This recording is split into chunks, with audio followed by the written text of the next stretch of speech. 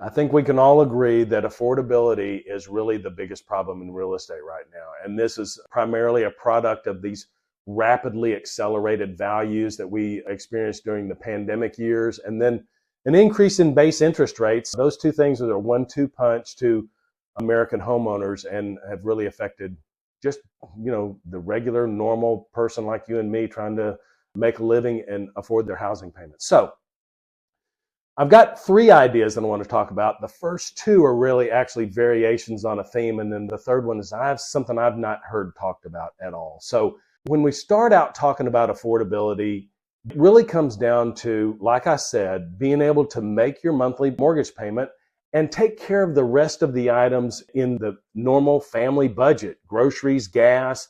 I like people to be putting away a little bit of savings, because I think that that's another problem that is coming up, is retirement and just basic, affordability of living in retirement. So these 2 ideas are actually 3 ideas. First 2 is variations on a theme, like I said.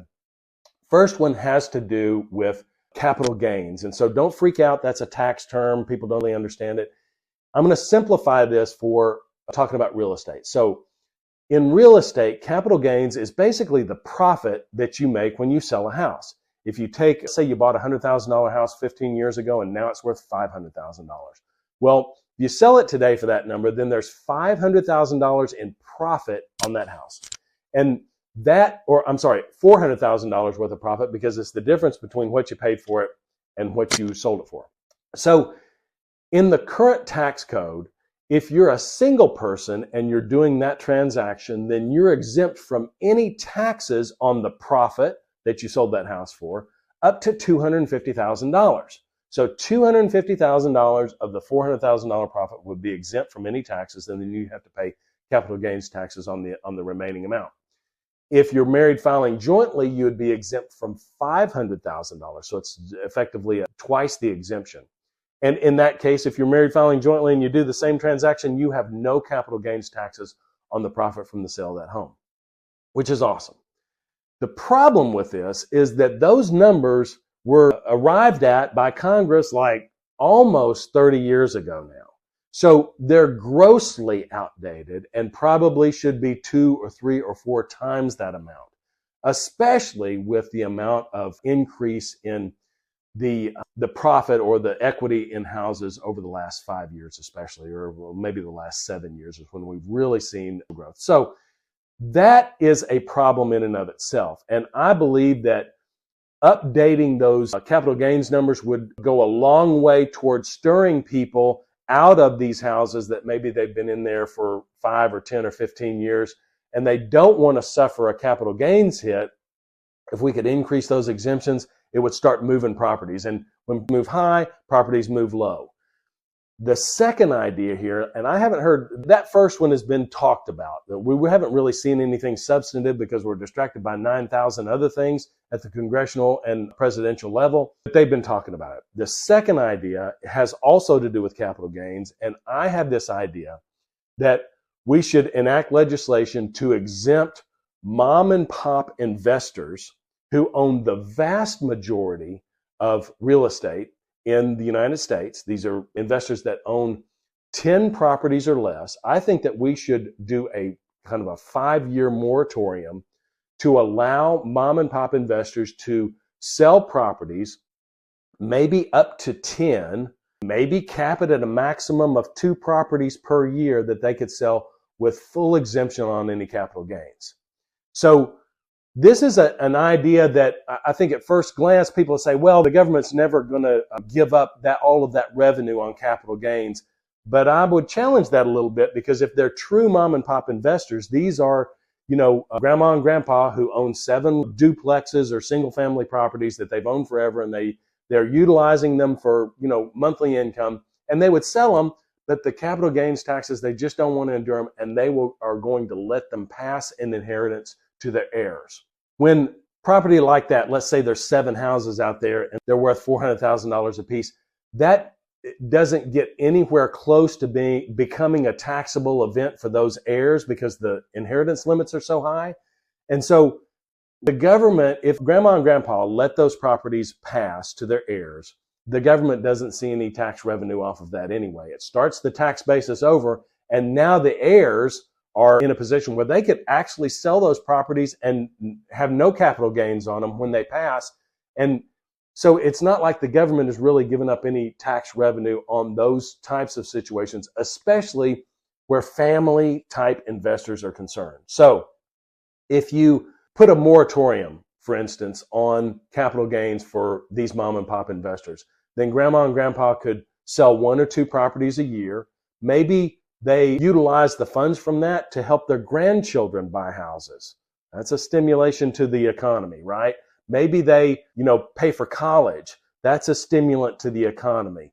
Maybe they start gifting other members of the family and making down payments. And so people, the kids in the family and the grandkids in the family can use those gifts to make down payments on homes. There's a lot of things that bringing that flush of money into the economy for these investors could really help. And don't be confused about the prevalence of mom and pop investors in the United States. It is a very big number, and there's lots of houses that are involved under this kind of umbrella of the mom and pop investor. So the other thing is that you're freeing up properties that are largely, they're going to be investment properties, and maybe some of them are duplexes or triplexes, but there's a lot of single family homes in there.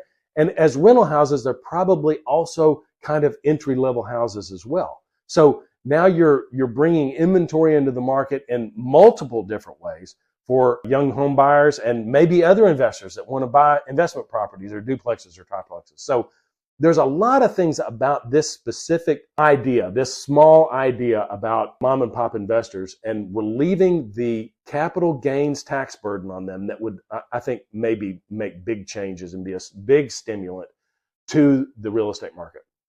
So that kind of covers ideas 1 and 2, 1A and 1B with capital gains. Second idea. This has to do with a loan program that I think would be really pretty amazing. In my work as a loan officer, I see down payment and closing costs as one of the biggest hindrances to first-time homebuyers, especially. And so I wouldn't come to the government and say, hey, government, I'm not going to look to the government to try to invent something to do better than private enterprise, because I don't think that they do that well. I think I'm being honest with myself when I say that.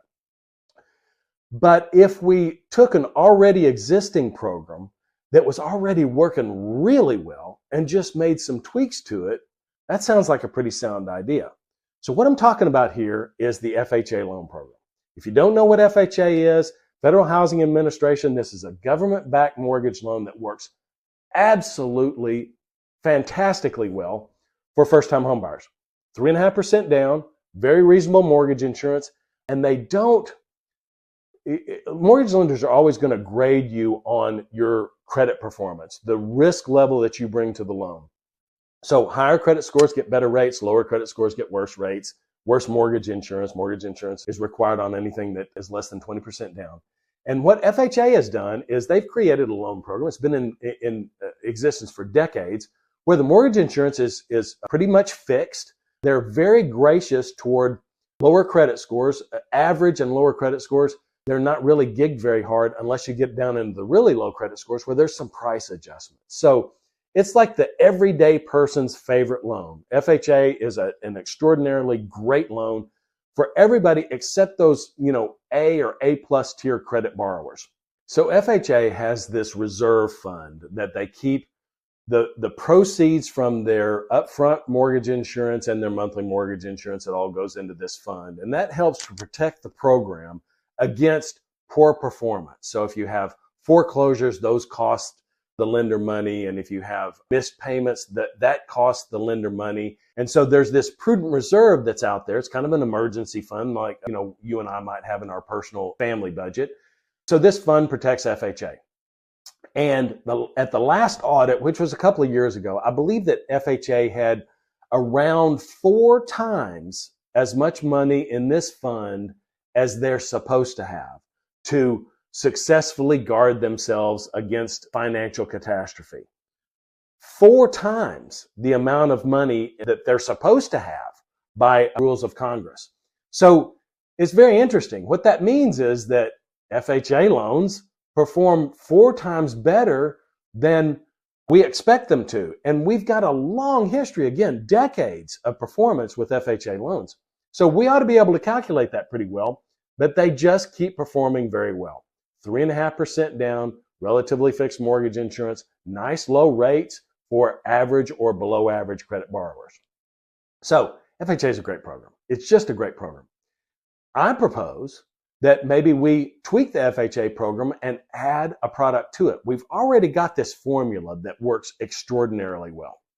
And if we created a new loan product that allowed for 100% financing and eliminated the need for the 3.5% down, maybe we could do that within the context of FHA and manage it as well as we have for decades with the 3.5% down program. So I would suggest maybe we increase the minimum credit score and bump that up to maybe 640 or 650 or 660. Go higher than that if you want to. You're doing 100% financing. We need to make sure that we're getting great borrowers in this program so that we keep the performance up, right? So maybe there is a performance lag there, and we have a little bit more foreclosures or more mortgage lates, and so we bump that monthly mortgage insurance premium up a little bit. Right now it's very reasonable. Bump that up a little bit for the 100% buyers, and also bump up the upfront mortgage insurance premium by a little bit to get a little bit more reserves into that fund. And then we watch the performance very carefully. I would suggest that we keep, seller concessions to help those first-time homebuyers with closing costs, 4 to 6%. Cap it at 4% if you want to be more restrictive about it. Not a big deal. Allow gift funds if there's a family member that can help. What this basically does is it eliminates that first-time homebuyer's need to save 3.5% or get that from a family member as a gift. And then there's another average of about 3.5% in closing costs, at least in the market that I work in. And 7%, let's say on a, $300,000 house, that's $21,000. Very, very hard for a young person or a young couple to save up that money and get in a house. I believe that starting that house, the process of owning your own home early in the process, early in your life process, is really going to get you a head start going down the road. And my target, really, if I'm, the big picture financial mortgage planner guy, I want you to be debt free when you hit retirement so that you're not burdened with a mortgage payment and you can enjoy yourself and help your kids with some tuition and travel a little bit and that sort of thing. So you're not going to probably get there if you're doing the first time home buyer thing at 42. That's not very reasonable that you're going to be debt free or at least mortgage debt free when you're 65. So I really like this idea. You're taking an existing program that is very healthy, very high performing, and you're just tweaking it a little bit to create a greater stimulation for first-time home buyers.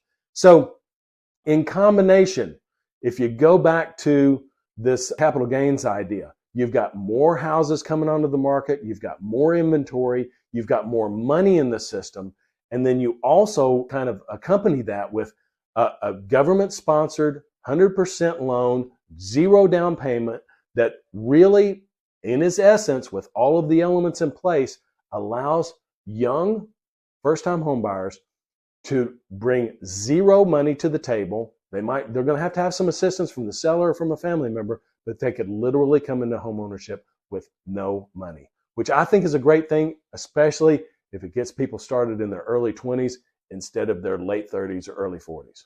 So comment below if you think that this is a great idea. If you see some faults in it, I'm really open. I've been thinking about these ideas, all three of these ideas, for some time now. And I'm not finding any holes in it from my perspective as a mortgage lender for over 20 years. So love to hear your thoughts down in the comments, and please feel free to share this with anybody that you think might be interested. And if you got some friends in really high places, be sure to punch it up to them as well too. Thank you.